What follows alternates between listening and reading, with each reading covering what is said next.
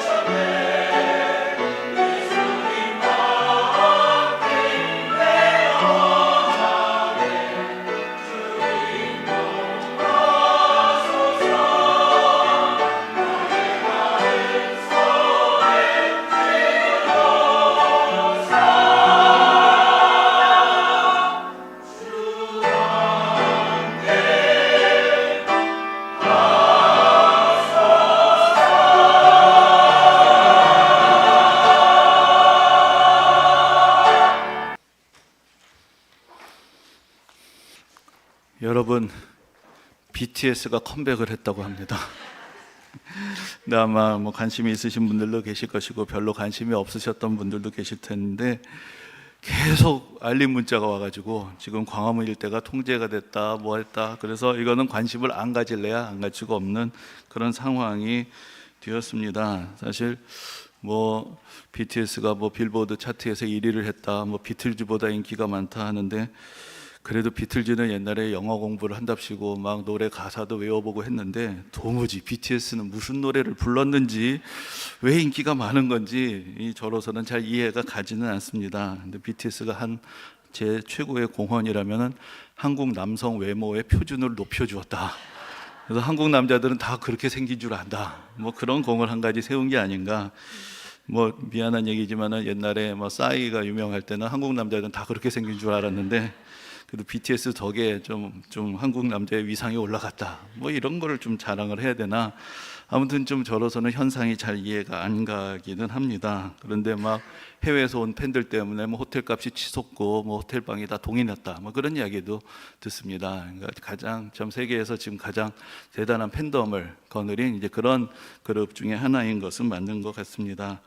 근데 여러분, 우리가 좀 신앙적으로 좀 연결해서 생각해 보면 사실 역사적으로나 세계적으로 가장 큰 팬덤을 보유하신 분은 예수님이신 거죠. 지금 뭐 아멘. 지금 뭐 전 세계적으로 모든 종파를 다 포함해서 세계 인구의 한 30%, 한 5, 6억 정도 되는 사람들이 자기를 여러 가지 이유에서 나는 그리스도인이다, 예수님을 믿는다라고 그렇게 이야기를 합니다. 정말 역사적으로 전무후무한 그런 일이라고 할 수가 있습니다. 그런데 사실 문제는 이 BTS 팬들에 비해서 예수님 팬들이 좀 요즘 팬덤이 시들해진 것은 아닌가, 뭐 그런 생각이 들기도 합니다. 사실 전에 한번 그런 책이 나왔던 적이 있습니다. 팬인가 제자인가. 그래서 그 책의 요지는 뭐 분명하죠. 우리가 예수 그리스도의 팬이 아니라 제자로 살아야 한다라고 도전을 하는 그런 책이었는데 뭐 일리가 있는 이야기였다고 생각이 듭니다. 그런데 요즘 드는 생각은 우리가 팬이기는 한 건가? 이건 좀 팬치고 너무 좀 후진 팬이 아닌가? 좀 그런 생각도 들게 되는 것입니다. 여러분, 요즘은 그 아이돌 팬들도요, 그 자기가 좋아하는 스타의 이름으로 기부도 하고 선행도 합니다. 제가 전에 어디 한강공원 쪽에 가다 보니까 이게 나무들이 쭉 심겨져 있는데 그게 무슨 어떤 그룹 팬들이 돈을 모아서 조성한 거라고 하는 거죠. 자기가 좋아하는 스타의 이름을 돋보이게 하기 위해서 그렇게 모금도 하고 뭐 선행도 하는 그런 모습을 보면서 과연 우리가 예수님의 진정한 팬이기는 한 건가? 뭐 제자는 차치하고로도 그런 생각도 듭니다. 사실 여러분, 예수님 당시에 예수님은 대단한 스타였습니다. 그래서 그 유명한 뮤지컬 제목이 있죠. 지저스 크라이스트 슈퍼스타. 근데 그 당시 정말 수천 명이 예수님께 모이고 따르고 했던 그런 모습들을 보게 되는데, 그래서 어떤 면에서 보면은 이 복음서라는 책, 이 신약 성경은 그러한 팬덤이 어떻게 시작이 됐나, 그것을 우리에게 보여주는 이제 그런 이야기가 될 수 있을 것입니다. 그래서 어떻게 수많은 사람들이 그렇게 예수님을 따르게 되었는가, 그리고 더 나아가서 그 중에 어떤 사람들은 내가 내 목숨까지도 예수님께 바치겠다라는 그러한 어떤 헌신에 이르게 되었는가, 이제 그것을 우리에게 보여줍니다. 그리고 BTS가 지금 뭐 멤버들이 군대 가고 4년 만에 다시 모였다고 난리인데 예수님도 다시 오시겠다고 약속을 하셨죠. 예수님께서 다시 오시는 그날, 예수님을 따르던 우리들에게 얼마나 큰 기쁨이 있을 것인가. 그날 예수님을 믿는 모든 사람들이, 전 세계에 예수 그리스도를 믿는 모든 열방과 민족, 언어의 사람들이 모여서 예수님을 찬양하는 그날의 모습을 보여주는 것, 그것이 바로 요한계시록의 모습이 될 것입니다. 그래서 우리가 지금 성경을 쭉 해서 정리를 해보고 있는데, 성경을 통해서 과연 나는 예수님을 어떻게 믿고 따르는가, 특히 복음서를 보면서 그 당시 사람들이 예수님께 어떤 은혜를 받았고 그 당시 어떤 일들이 실제로 일어났던가, 그래서 우리가 조금 더 관심을 가지고 또 보면서 우리의 팬심 또 제자됨을 확인을 할 수 있었으면 좋겠습니다. 근데 우리가 계속 이제 복음서부터 올해 쭉 정리를 해갑니다. 이제 누가복음까지 정리를 했고 이제 요한복음을 우리가 살펴보게 되는데, 먼저 이제 요한복음은 누가 썼을까요? 요한이 썼죠. 그래서 요한복음이라고 하는데 성경에 요한이 2명이 나옵니다. 한 사람은 우리가 뭐라고 부르죠? 세례 요한이라고 부릅니다. 근데 그 사람 사실 요한인데 요한이 2명이기 때문에 구분해서 세례 요한이라고 부르는 것이죠. 그리고 또 한 사람의 요한, 이렇게 요한복음을 쓴 요한을 그래서 우리가 구분해서는 사도 요한 이렇게 부르기도 합니다. 근데 이 사도 요한은 사실 성경에서 매우 중요한 저자 중에 한 사람입니다. 성경에서 제일 많은 책을 쓴 사람은 물론 바울이죠. 바울이 13권의 서신서를 썼고, 또 누가도 중요합니다. 누가는 복음서를 썼을 뿐만 아니라 사도행전을 기록해서 이 신약 시대에 우리가 역사를 이해하는 그런 기틀을 놓아준 사람입니다. 그런데 요한을 보면은 요한은 요한 복음서를 썼습니다. 그리고 요한 1서, 2서, 3서 세 권의 서신서를 썼습니다. 그리고 또한 요한 계시록을 썼습니다. 그래서 어떤 면에서는 복음서와 서신서와 계시록이라는 신약 성경의 틀을 또 잡아준 그러한 신약 성경의 중요한 저자가 바로 요한이기도 합니다. 요한에게는 따라다니는 그 별명이 있는데 바로 사랑의 사도라는 것입니다. 그가 요한복음에서도 두드러지지만 특별히 요한 1서 같은 서신을 보면은 하나님은 사랑이시다, 또 우리가 서로 사랑해야 된다, 그것을 이제 강조하는 이제 그런 사람이기 때문이고, 그래서 이제 교회 안에 전해지는 이야기로는 그 사도 요한이 세상을 떠날 때 그 제자들이 이게 모여들었다는 것이죠. 그래서 마지막으로 한마디 해달라고 할 때 여러분 서로 사랑하십시오, 이 한마디만 남기고 세상을 떠났다라는 이제 그런 이야기도 전해지고 있습니다. 그런데 우리가 성경을 보면은 원래부터 이렇게 요한이 사랑의 사람은 아니었습니다. 그는 원래 이제 고기를 잡던 어부였다가 예수님의 제자가 되었습니다.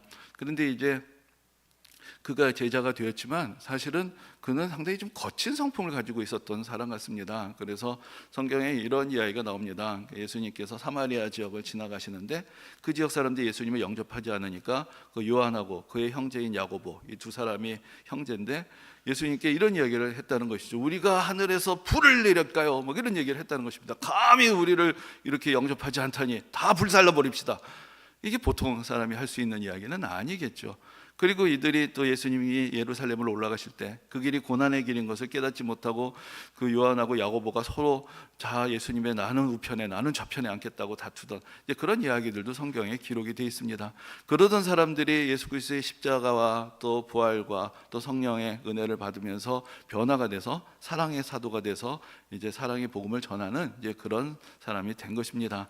그런데 이제 우리가 앞에서 이제 세 권의 복음서를 쭉 정리를 해 보았는데 이제 요한복음은 그 복음서들보다 조금 더 늦게 기록이 된 것으로 봅니다. 그래서 요한계시록까지도 다 쓰고 말년에 기록된 신약성경에서 가장 마지막으로 쓰여진 책이 또 요한복음이다, 이렇게 전해지기도 합니다.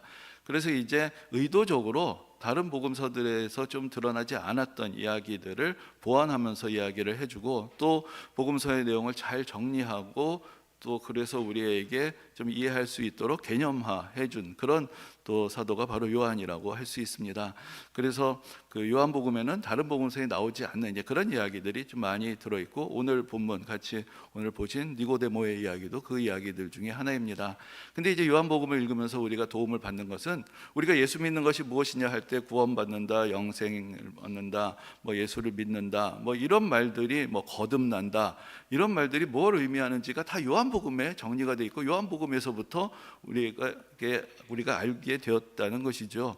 그래서 다른 복음서들은 예수님의 행적이 중심이 되었으니까 예수님이 어떤 일을 하셨다, 어떻게 고난을 당하셨다, 어떻게 부활하시고 승천하셨다, 그것을 보여주는데 이 요한복음은 예수님이 어떤 분이신가, 예수님을 어떻게 믿어야 되는가, 예수를 믿는다는 것은 무엇인가, 예수를 믿으면 우리에게 어떠한 결과가 오는가, 그것을 우리에게 전해주는 이제 그런 책이라는 특징이 있습니다. 그래서 제일 처음 읽어야 될 복음서가 뭐냐? 그러면 그것은 요한복음이다, 이렇게 이야기를 합니다. 그 안에 예수 믿는 게 무엇인지가 나오고, 특별히 예수님 당신께서 직접 나는 어떤 존재다라는 것을 선언하시는 그 내용도 요한복음에만 있습니다. 나는 생명의 떡이다, 나는 세상의 빛이다, 나는 부활이요 생명이다, 나는 길이요 진리요 생명이다, 이런 말씀들이 다 요한복음에만 기록되어 있는 그런 말씀드립니다. 그런데 한편으로 요한복음은 또 좀 어렵기도 합니다. 요한복음의 첫 시작은 태초에 말씀이 계시니라, 말씀이 하나님과 함께 계셨으니 그 말씀은 곧 하나님이시니라, 말씀이 육신이 되어 우리 가운데 거하심에 우리가 그의 영광을 보니 하나님의 독생자의 영광이요 은혜와 진리가 충만하더라. 이게 무슨 이야기인지, 하나님의 말씀이 예수님인데 그분이 육신이 돼서 이 땅에 오시고, 사실 어떻게 생각하면 또 가장 심오한 진리를 담고 있기도 합니다. 그래서 이제 요한복음에 대해서 제가 들었던 이야기 중에 제일 이제 좀 흥미로웠던 이야기는 이런 것입니다. 요한복음은 어린아이도 놀 수 있을 만큼 얕은 물이지만 코끼리도 빠져 죽을 만큼 깊다. 그래서 가장 처음에 읽어야 될 복음서도 요한복음이고 가장 마지막에 읽어야 될 복음서도 요한복음이다, 이제 이렇게 이야기를 합니다. 그래서 이제 우리가 앞에도 전에도 잠깐 말씀을 드렸지만 이제 복음서들을 여러 성경에 나오는 그 예언서들에 나오는 어떤 생물들의 형상하고 연결을 지어서 설명을 하곤 하는데, 마태는 사람의 형상으로 표현을 합니다. 그것은 왕으로 오시고 메시아로 오시고 우리를 가르쳐 주시는 선생님으로 오신 분의 의미를 담고 있는 것이고, 마가복음은 사자의 비유를 합니다. 마가복음은 짧지만 매우 강렬한 그런 복음서이기 때문에 그렇게 힘있게 능력있게 이 땅에 오신 예수님을 보여줍니다. 그리고 누가복음은 소의 비유를 하는데, 소처럼 인간을 위해서 낮은 자리에 섬기러 오신 예수님, 그리고 소외당하고 어려운 사람들 곁에 함께 하셨던 그런 예수님의 모습을 잘 보여주기 때문에 소에 비유하는 것입니다. 그러면은 요한복음은 어디에 비유를 할까요? 요한복음은 독수리에 비유를 합니다. 저 하늘을 높이 나는 독수리처럼 그 예수 그리스도 안에 있는 하나님의 영광을 우리에게 보여주는 이제 그런 책이다. 그리고 또 독수리는 이제 태양을 맨눈으로 보고 날아간다, 뭐 그런 이야기가 있습니다. 정말 그런지 모르겠는데, 그래서 그런 하나님의 영광의 빛을 그대로 보고 우리에게 전해주는 복음서다, 이제 그렇게도 이야기를 하곤 합니다. 그런데 이제 그 사도 요한은 이 모든 복음서를 기록한 이유가 무엇인가, 그것을 요한복음 안에서 직접 밝히고 있습니다. 그래서 요한복음 뒷부분에 보면은 거기 이제 이 복음서를 기록한 이유를 이렇게 설명합니다. 오직 이것을 기록함은 너희로 예수께서 하나님의 아들 그리스도이심을 믿게 하려 하며 또 너희가 믿고 그 이름을 힘입어 생명을 얻게 하려 함이라. 그래서 이 믿음과 생명, 우리가 예수를 믿고 생명을 얻게 하려고 이 복음서를 썼다. 분명하게 우리가 예수 믿고 영원한 생명을 얻고 구원을 받는다, 그것을 분명하게 우리에게 정리해 주고 있고, 이 믿음과 생명이라는 두 단어가 바로 요한복음의 가장 중요한 키워드가 되기도 합니다. 그리고 바로 우리가 오늘 보신 말씀, 그 중에서 우리가 잘 알고 있는 요한복음 3장 16절도 예수 그리스도를 믿으면 영원한 생명을 얻는다, 이 믿음과 생명을 우리에게 정리하여 주고 있는 것입니다. 이 요한복음 3장 16절 우리가 잘 아는 말씀이죠. 제가 또 예전에 주일학교 다닐 때 이렇게 가르쳐 주셨던 거 기억하는데, 하나님이 세상을 이처럼 사랑하사 독생자를 주셨으니. 참 신기하다. 하나 둘 셋 넷이 넷은 안 나오나? 참 신기하다. 뭐 그렇게 하면서 외웠던 그런 기억이 나는데, 참 우리가 잘 알고 있는 말씀, 어떤 면에서 성경 전체 유학이라고도 할 수 있는 그런 말씀인데, 그 말씀을 하시게 된 배경이 이제 오늘 본문에 나와 있습니다. 근데 그 첫 시작은 이제 니고데모라는 사람이 예수님을 찾아오면서 시작이 됩니다. 이 니고데모는 어떤 면에서 우리가 앞에도 그런 팬덤에 대한 얘기를 했지만 예수님의 숨어 있는 팬이었다, 이렇게 이야기할 수 있을 것입니다. 이 사람은 예수님을 보고 대단하다, 하나님께로부터 온 선지자다, 이제 그런 확신을 얻게 됩니다. 그런데 이 사람은 또 한편으로 바리새인이었는데, 자기 주위에 있는 바리새인들은 대부분 다 예수님을 대적했습니다. 예수님은 잘못됐다, 거짓 선지자다, 그렇게 생각을 하니까 자기가 예수님을 좋아한다는 얘기를 할 수가 없었던 것이죠. 그래서 끙끙 앓고 있습니다. 그런데 자기 안에 있는 영적인 갈증은 점점 커져가고, 또 예수님을 만나고 싶은 마음은 있는데 자기 주위에 자기를 보는 눈들이 있기 때문에 그렇게는 하지 못하다가 결국 밤에 몰래 예수님을 찾아왔던 예수님의 숨어있는 팬 중에 한 명이었다, 이렇게 얘기를 할 수 있을 것입니다. 근데 이 바리새인이라는 사람들 성경에 자주 등장을 합니다. 근데 대부분 그 사람들이 예수님을 찾아올 때는 뭔가 시비거리를 찾으려고 찾아왔던 것이죠.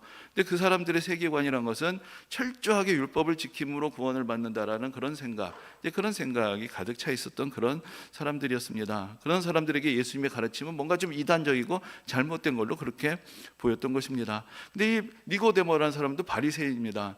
바리새인이란 어떤 사람들이냐? 사도 바울도 원래 바리새인 출신이었죠. 근데 그가 나중에 회고하는 이야기를 보면은 이런 얘기까지 합니다. 나는 바리새인 중에 바리새인이었고 율법으로는 흠이 없었다. 그 율법 다 지켰었다. 그래도 해결되지 않는 구원의 문제를 가지고 예수 그리스도를 만나게 된 것이죠. 그러니까 니고데모도 도덕적으로 그렇게 열심히 있는 바리새인으로서 살았고, 또 사회적으로 존경받는 유대인의 지도자였습니다. 그리고 오늘 본문에서 예수님도 니고데모를 향하여 너는 이스라엘의 선생인데, 이 사람은 지적으로나 사회적으로나 사실 여러 가지 면에서 부족함이 없는 그런 사람이었지만, 그러나 그에게도 답답함이 있었다는 것입니다. 그럼 그가 갖고 있는 답답함이 무엇이었는가? 그런데 니고데모가 예수님을 찾아가니까 예수님은 니고데모가 자기의 문제를 이야기하기도 전에 먼저 그의 마음을 헤아리시면서 얘기를 하십니다. 그것이 바로 사람이 거듭나지 아니하면 하나님의 나라를 볼 수 없다라는 그런 말씀입니다. 그 얘기를 뒤집어 보면 어떻게 될까요? 니고데모는 뭐가 답답했던 것일까요? 하나님의 나라가 보이지 않는 것이죠. 어떻게 하면 하나님의 나라를 볼 수 있는가? 나 이렇게 열심히 율법을 지키고 살아가고 있는데, 나 이렇게 흠이 없이 살려고 노력하고 있는데 여전히 내 삶은 전혀 나아지지 않고 이 세상은 엉망진창이고 이 민족의 고통은 끝이 날 줄을 모르고, 과연 하나님이 계신가? 하나님의 나라가 있는가? 하나님이 역사하시는가? 전혀 보이지가 않는다. 근데 예수님은 어떤 분이신가? 내가 보니까 하늘에서 온 분이다.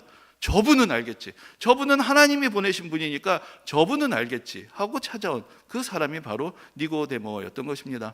그렇게 보면 사실은 어떤 면에서 우리에게도 니고데모의 모습이 있습니다. 내가 예수 수십 년 믿었는데 내 인생이 뭐가 달라진 건지, 이 세상이 달라지긴 하는 것인지, 오늘날 세상이 이렇게 어지러운데 하나님이 계시긴 한 건지, 사실 우리도 직접 물어봐야죠. 직접 알아봐야죠. 이 답답함 그대로 안고 살아갈 수는 없을 때 니고데모는 내가 예수님을 직접 찾아가야 되겠다, 이제 그런 선택을 하게 된 것입니다. 근데 이제 여기서 이제 예수님께서 거듭나야 한다라는 이야기를 먼저 꺼내셨습니다. 근데 사실 우리가 자주 듣는 이야기죠. 거듭난 그리스도인, born again 크리스찬, 그런 이야기 많이 듣는데, 그래서 뭐 예전에 부흥회에 가면 또 목사님들이 이렇게 얘기도 했습니다. 여러분 정말 거듭났습니까? 그 질문하시면 좀 당황하기도 하는 거죠. 왜냐하면 거듭난다라는 말 자체가 좀 모호하니까, 나 거듭났나? 나 예수 믿고 교회는 다니는 것 같은데, 그런 생각이 들었던 때도 있습니다. 근데 이 거듭난다라는 말에는 사실은 두 가지 뜻이 있습니다. 이게 원래 어원적으로 보면은 거듭난다라는 말은 위로부터 태어난다 라는 그런 뜻을 가지고 있습니다. 위로부터 태어난다, 그것이 새롭게 태어난다, 다시 태어난다, 이제 그런 식으로 의미가 확장이 되는 것이죠. 그래서 예수님께서 여기서 이제 거듭나야 한다고 이야기를 하셨을 때 니고데모는 그것을 다시 태어난다라고 그렇게 이해를 했습니다. 그래서 내가 한번 육신으로 태어났는데 어떻게 그것이 반복될 수 있는가? 내가 이렇게 나이가 들었는데 어머니 모태로 다시 들어갈 수 있느냐? 뭐 나이가 어리다고 들어갈 수 있는 건 아니죠. 나왔는데 야 너무 아직 너무 빨리 나왔다 다시 들어간다고 들어간 건 아니지만, 니고데모 그렇게 얘기합니다. 나이가 들었는데 어떻게 다시 들어갈 수 있습니까? 그런데 예수님이 말씀하시는 것은 그게 아니죠. 여기서 거듭이란 것은 똑같은 게 반복된다는 뜻이 아니라 전혀 다른 새로운 것이다 라는 이야기를 하시는 것이고, 그래서 물과 성령으로 난다라고 얘기하시면서 이렇게 얘기하십니다. 육으로 난 것은 육이고 영으로 난 것은 영이다. 그러니까 여기서 거듭나는 것은 육으로 나는 것을 반복하는 뜻이 아니라 영으로 태어나야 된다, 이제 그것을 우리에게 가르쳐주고 계시는 것입니다. 근데 이제 여기서 중요한 관점의 전환이 있습니다. 그러니까 니고데모는 뭐가 답답했냐면, 내가 뭘 해야 되느냐? 그는 바리새인이고 뭔가 더 열심히 해야 됩니다. 그러니까 뭐가 잘 안 됩니다. 뭘 더 해야 되느냐? 왜 예수님께 찾아왔던 다른 또 부자 관원의 얘기도 있죠. 내가 뭘 해야 영생을 얻습니까? 뭘 더 해야 되느냐? 내가 이만큼 했는데 뭘 더 해야 되느냐? 그런 답답함이 있었던 것이죠.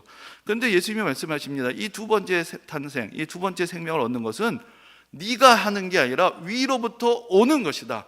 하나님의 영으로부터 되는 것이다. 이제 그것을 말씀하시면서 관점을 바꾸어 주시는 것입니다. 근데 이제 여러분, 우리가 육신의 생명을 갖고 잘 살고 있습니다. 그런데 과연 다시 태어난다는 것, 위로부터 오는 생명을 얻어야 된다는 것, 이것이 무엇을 의미하는 것인가? 근데 여러분, 모든 사람들에게는 본능이 있죠. 다 생존의 본능이 있고 또 뭔가 성취하고 성공하고 싶은 그런 본능이 있습니다. 그래서 열심히 살아갑니다. 그런데 사실 그것으로 만족이 되지 않습니다. 여러분, 내가 아무리 대단한 성취를 해도 우리는 그 다음에 뭘 바라죠? 인정을 바라죠. 남들이 알아줘야죠. 내가 아무리 대단한 존재는 뭐예요? 남들이 알아주지 않으면 그만큼 우리가 허전함을 느낍니다. 사실 그것을 다른 말로 하면 우리에게는 관계에 대한 또 다른 욕구가 있습니다. 내 자체로 혼자서 나 대단하다가 아니라 더 넓은 세계 속에 내가 놓여있고 그 세계 속에서 내가 귀중하고 가치 있는 존재로 여김을 받고 싶은 그런 생각이 있는 것입니다. 한국 사람들 다 남들 생각하고 살죠. 남들이 보면 어떡할까? 남들이 뭐라고 할까? 남들 생각하고 사는데, 그럼 얘기합니다. 아니 너만 잘하면 되지 왜 남들 생각이냐? 근데 그게 끊어지질 않습니다. 사람의 마음은 나 혼자만 잘해서는 만족이 되지 않아요. 더 넓은 세계 속에 나는 누구지? 라는 질문을 늘 하게 되어 있습니다. 그래서 새로운 지식을 추구하기도 하고 새로운 경험을 추구하기도 하고 새로운 만남을 추구하기도 합니다. 여행에 가서 아름다운 자연 앞에 압도되는 자기를 보면서 뭔가 황홀감을 느끼기도 하죠. 뭔가 더 큰 세계가 있고 그 세계가 나에게 던져주는 그 무엇, 그것을 내 안에 채우면서 뭔가 새로운 관계 속에서 나를 보고 싶은 그런 욕구가 우리 가운데 있는 것입니다. 이 욕구가 어디서 생긴 것인가? 아무리 밥을 배불리 먹고 아무리 돈을 많이 모아도 우리는 관계에 대한 욕구에서 벗어날 수가 없습니다. 그 이유는 우리의 근원적인 관계가 되시는 하나님과의 관계가 끊어져 있기 때문에 우리에게 그런 답답함이 생긴 것입니다. 인간은 본래 하나님의 은혜 가운데서 하나님과 영적인 관계를 맺는 존재로 지어졌는데 그 관계가 죄로 인해 끊어지고 나니까 우리에게는 뭐로도 채워질 수 없는 그런 관계에 대한 답답함이 있게 되는 것입니다. 그래서 유명한 여러 그 지식인들, 선인들이 그런 이야기들을 남겼습니다. 그래서 과연 이 관계라는 것, 인간이 가지고 있는 모습이란 것은 어떠한 것인가? 그래서 프랑스의 철학자였던 파스칼도 이런 얘기를 합니다. 인간의 마음에는 하나님의 형상으로 만들어진 빈자리가 있어서 창조주 하나님 외에는 어떤 것으로 채울 수 없다. 또 그 초대교회 교부였던 어거스틴도 이렇게 유명한 얘기를 그의 고백록에 남겼습니다. 주님, 당신이 우리를 당신을 향하여 만드셨으므로 당신 안에서 안식하기까지 우리의 마음은 쉬지를 못합니다. 우리가 아무리 이 세상에서 성공을 하고 성취를 하고 생존을 위한 최적의 조건을 만들어도 우리에게는 안식이 없다는 것이죠. 그것은 하나님과의 관계 안에서만 만족할 수 있는 존재로 우리가 지음을 받았기 때문에 그렇게 된 것입니다. 근데 이제 우리가 오늘 본문의 이야기를 쭉 정리를 해보면은 예수님이 몇 가지 이야기를 하시는데 처음에 이렇게 얘기하십니다. 거듭나야 한다. 그 다음에 이렇게 얘기하십니다. 거듭나는 것은 무엇입니까? 그것은 영으로 나는 것이다 라고 말씀하십니다. 그리고 우리가 잘 아는 요한복음 3장 16절에 이렇게 얘기하십니다. 독생자를 주셨으니 누구든지 그를 믿으면, 그러니까 거듭나는 것은 영으로 나는 것이고 그것은 예수님을 믿는 것이고 그것이 우리에게 주는 효과는 무엇인가? 영생을 얻는 것이고 마지막에 구원을 얻는 것이다. 거듭난다, 영으로 난다, 예수 그리스도를 믿는다, 영생을 얻는다, 구원을 얻는다. 사실 이것이 하나로 쭉 연결이 되어 있을 때 우리가 서로를 연결해서 그 의미들을 찾아갈 수가 있는 것입니다. 앞에서 말씀드린 대로 거듭난다는 것은 위로부터 난다. 육신의 생명이 아니라 영의 생명을 얻는 것인데 그것은 하늘로부터 오는 것, 위로부터 오는 것, 하나님의 영으로 되는 일입니다. 그런데 하나님께서 우리를 위해서 우리에게 영원한 생명을 주시려고 허락하여 주신 분이 바로 예수 그리스도시고, 그러므로 우리가 예수 그리스도의 믿음으로 바로 영원한 생명을 얻게 되는 것입니다. 근데 이 영생이란 것이 무엇이냐? 요한복음에는 영생에 대한 아주 독특한 그런 아주 핵심적인 그런 가르침이 있습니다. 요한복음 17장에 이렇게 예수님이 말씀하십니다. 영생은 곧 유일하신 참 하나님과 그가 보내신 자 예수 그리스도를 아는 것이다. 그러니까 우리는 영생이란 건 영원히 사는 것으로 생각하지만 그냥 이 생명이 길어지는 게 아니고 영생의 핵심은 어디 있느냐? 하나님과 예수님을 알고 믿는 게 영생이라는 것입니다.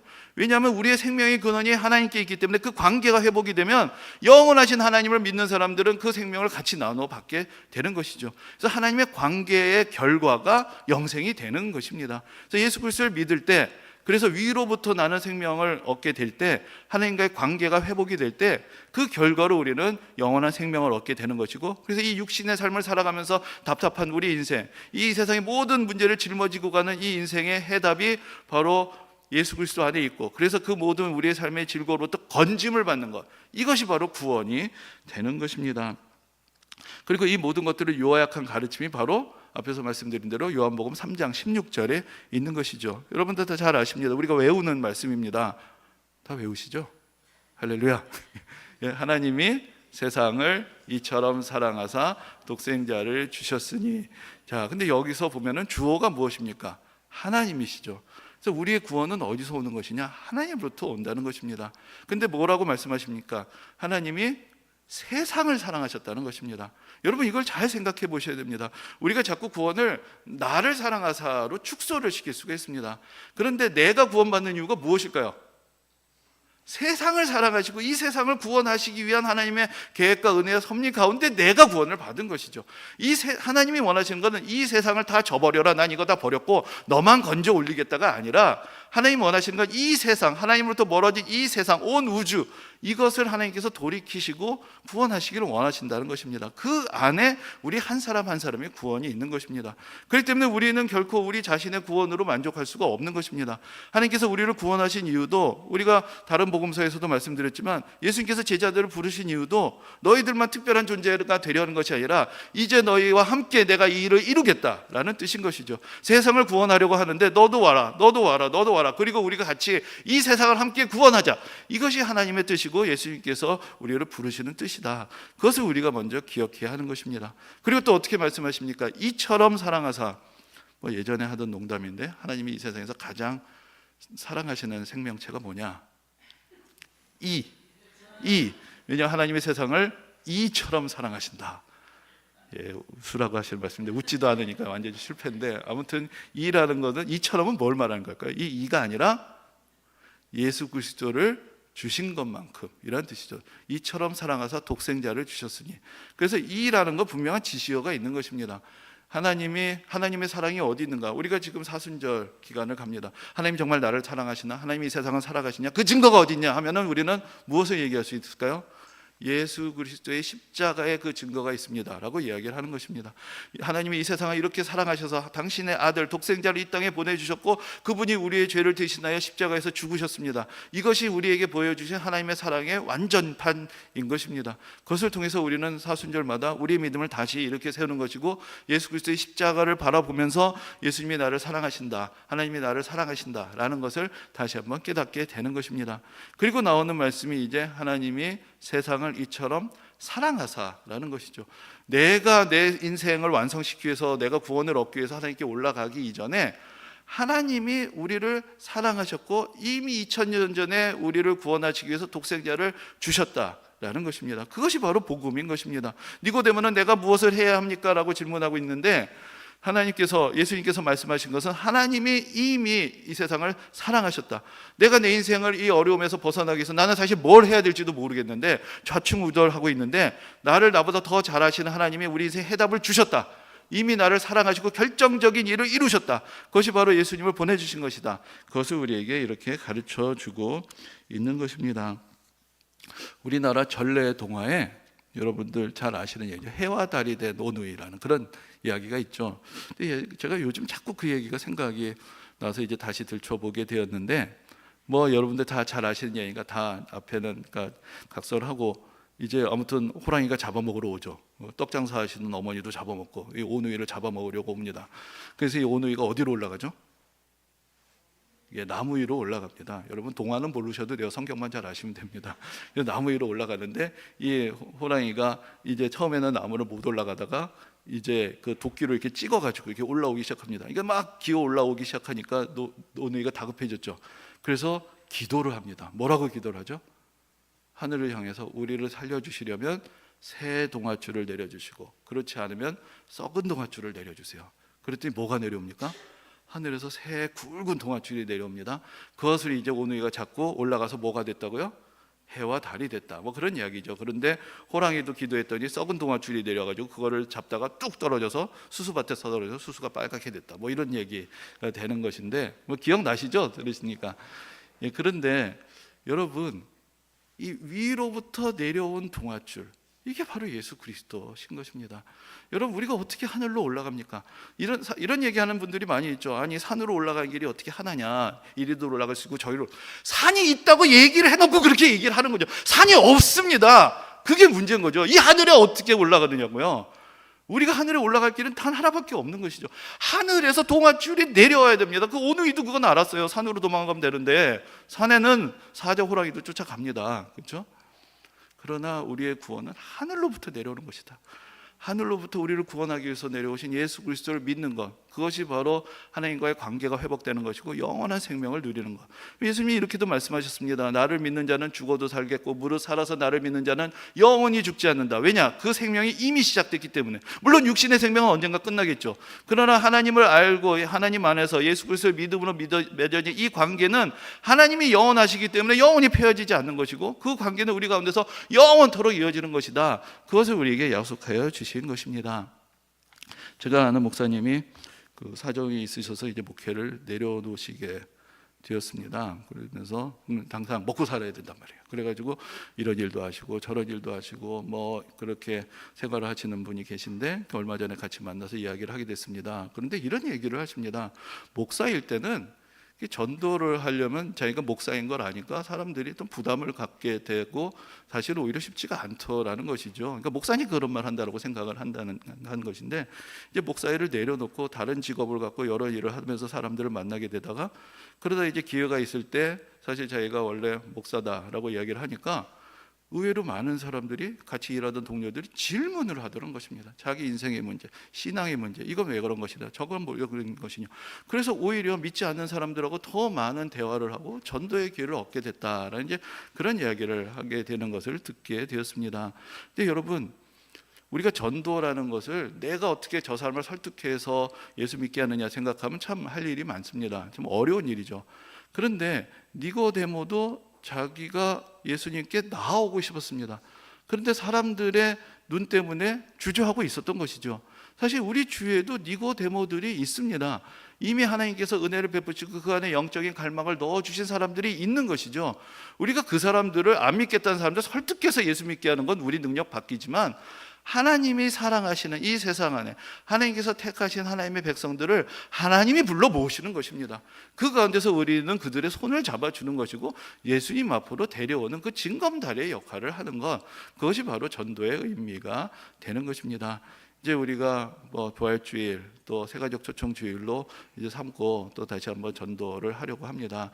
이 우리 주위에 있는 니고데모들, 숨어 있는 사람들, 나가고 싶지만 사람의 눈이 두려워서, 혹은 자기가 그동안 잘난 척했던 자기 자신의 자존심 때문에 뭔가 자기 삶에 문제가 있는데 어디로 가야 되는지 알지 못해서 갈망은 있고 찾고는 있지만 아직 나오지 못한 사람들, 우리 주위에 반드시 있을 것입니다. 우리가 그분들에게, 우리의 니고데모들에게 예수님께 나올 수 있는, 밤이 아니라 낮에 예수님께 나올 수 있는 그런 은혜의 어떤 징검다리가 될 수 있는 그런 은혜가 또 모든 성도님들에게 함께 하시기를 주님의 이름으로 축원합니다.